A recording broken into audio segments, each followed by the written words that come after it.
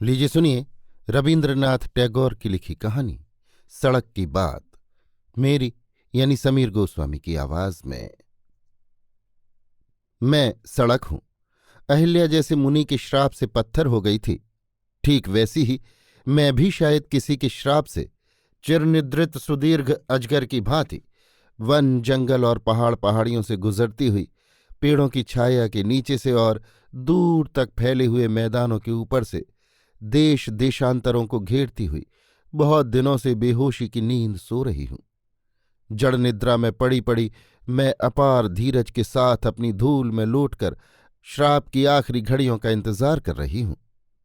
मैं हमेशा से जहां की तहां स्थिर हूं, अविचल हूं, हमेशा से एक ही करवट सो रही हूं, मगर फिर भी मुझे पल भर की शांति नहीं कि जरा आराम कर लूं।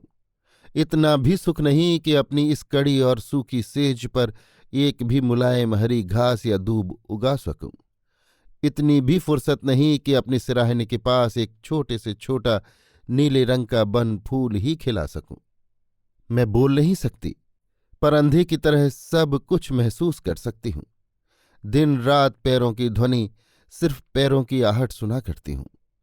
मेरी इस गहरी जड़ निद्रा में लाखों चरणों के शब्द दिन रात दुस्वप्न की तरह घूमते रहते हैं। मैं चरणों के स्पर्श से उनके हृदयों को पढ़ लेती हूं। मैं समझ जाती हूं कौन घर जा रहा है, कौन परदेश जा रहा है, कौन काम से जा रहा है, कौन आराम करने जा रहा है, कौन उत्सव में जा रहा है और कौन शमशान को जा रहा है। जिसके सुख की घर गृहस्थी है, स्नेह की छाया है, वो हर कदम पर सुख की तस्वीर खींचता जाता है, आशा के बीज बोता जाता है। जान पड़ता है जहां जहां उसके पैर पड़े हैं, वहां वहां क्षण भर में मानो एक एक लता अंकुरित और पुष्पित हो उठेगी। जिसके घर नहीं, आश्रय नहीं, उसके पदक्षेप में न आशा है न अर्थ है। उसके कदमों में न दायां है न बायां है। उसके पैर कहते रहते हैं, मैं चलूं तो क्यों और ठहरूं तो किस लिए। उसके कदमों से मेरी सूखी हुई धूल मानो और भी सूख जाती है। संसार की कोई भी कहानी मैं पूरी नहीं सुन पाती। आज सैकड़ों हजारों वर्षों से मैं लाखों करोड़ों लोगों की कितनी हंसी, कितने गीत, कितनी बातें सुनती आई हूं, पर थोड़ी सी सुन पाती हूं। बाकी की सुनने के लिए जब कान लगाती हूं तब देखती हूं कि वो आदमी ही नहीं रहा।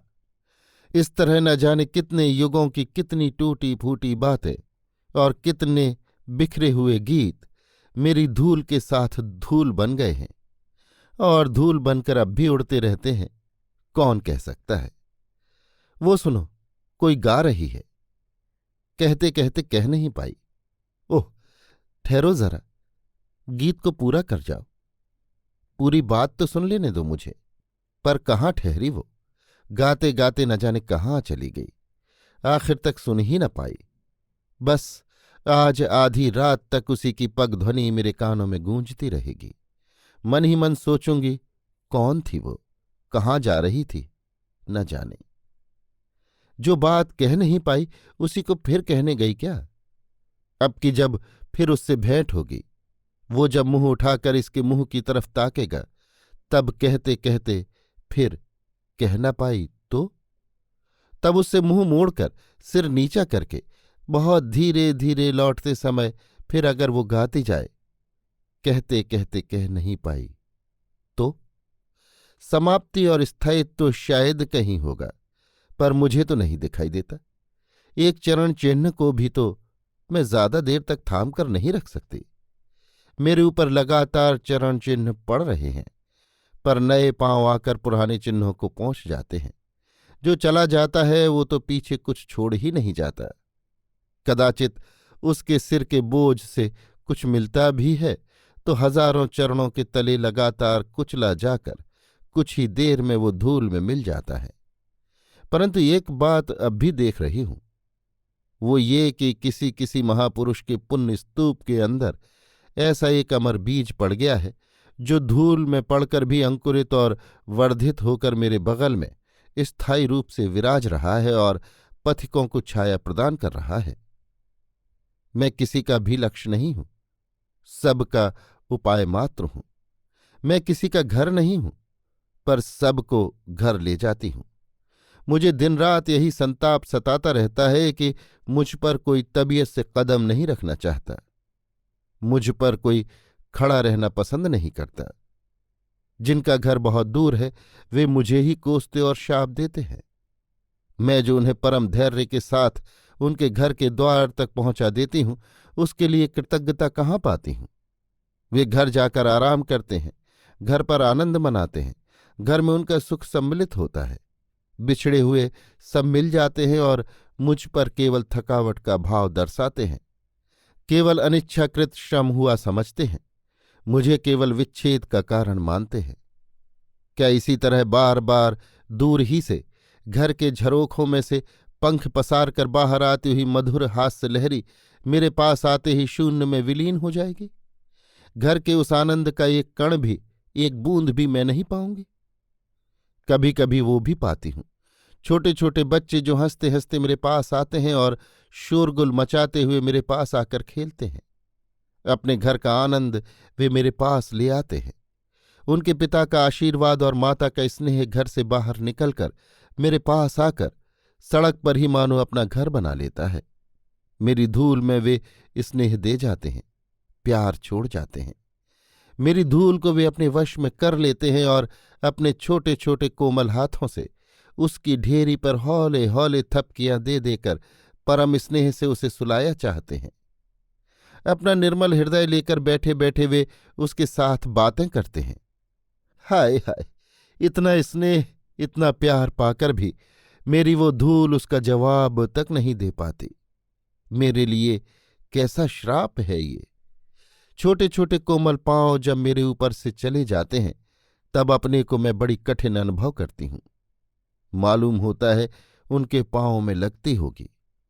उस समय मुझे कुसुम कली की तरह कोमल होने की साध होती है। अपने मन की बात मैं समझा नहीं सकती, पर किसी कवि ने कह दी है, जहां जहां अरुण चरण चली जाता, तहां तहां धरनी होए मम गाता।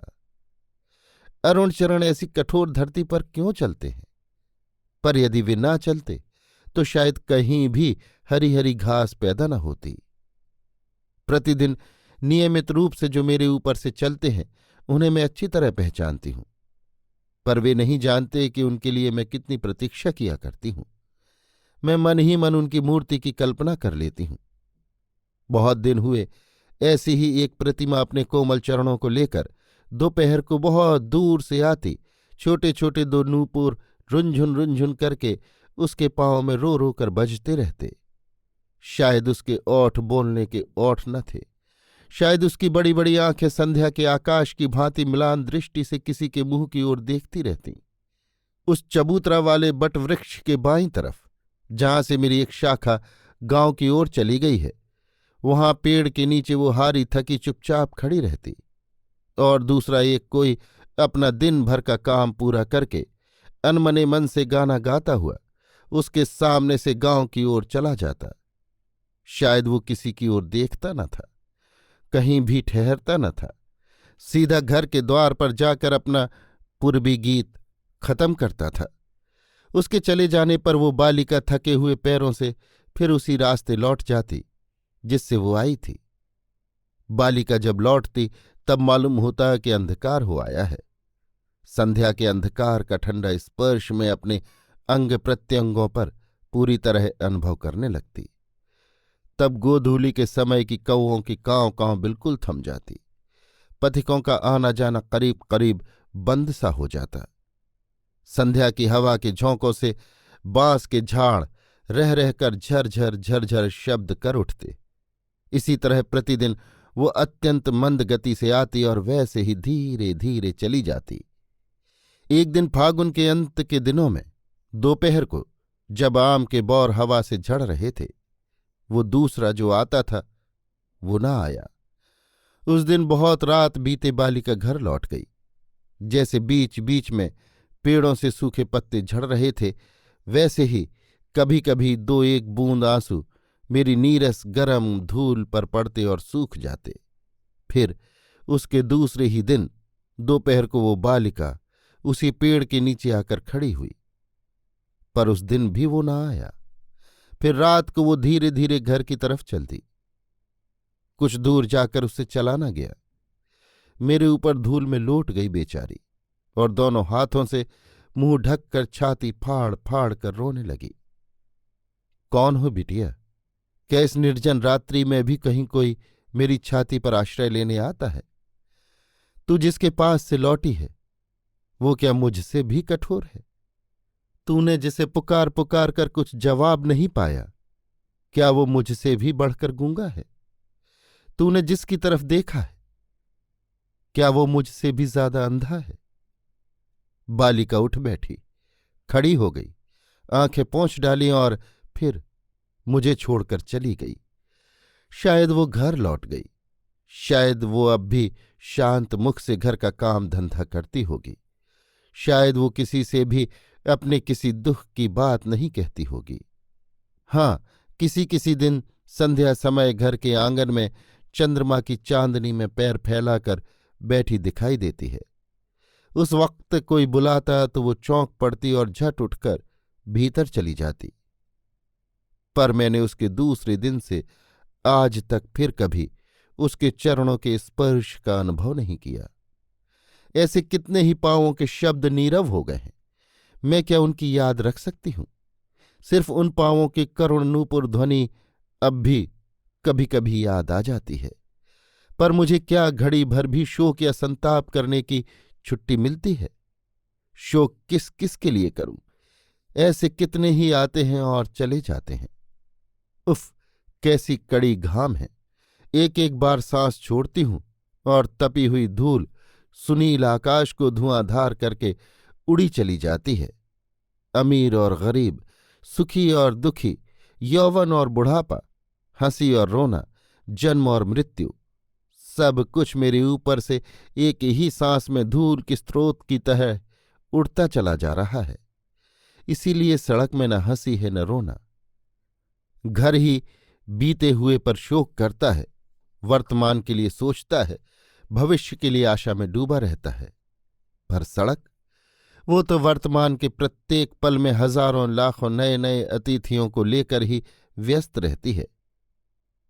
ऐसे स्थान पर अपने पद गौरव पर विश्वास करके अत्यंत दर्प के साथ पैर रखता हुआ कौन अपने चिरचरण चिन्ह रख जाने का प्रयास करता है?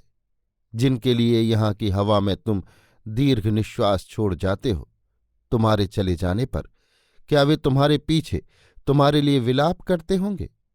तुम्हारे वे दीर्घ निश्वास क्या नए अतिथियों की आंखों में आंसू खींच लाएंगे? हवा पर हवा क्या टिक सकती है? नहीं नहीं, व्यर्थ की कोशिश है। मैं अपने ऊपर कुछ भी पड़ा रहने नहीं देती, न हंसी न रोना। सिर्फ मैं ही अकेली पड़ी हुई हूं और पड़ी रहूंगी। अभी आप सुन रहे थे रबीन्द्रनाथ टैगोर की लिखी कहानी सड़क की बात, मेरी यानी समीर गोस्वामी की आवाज में।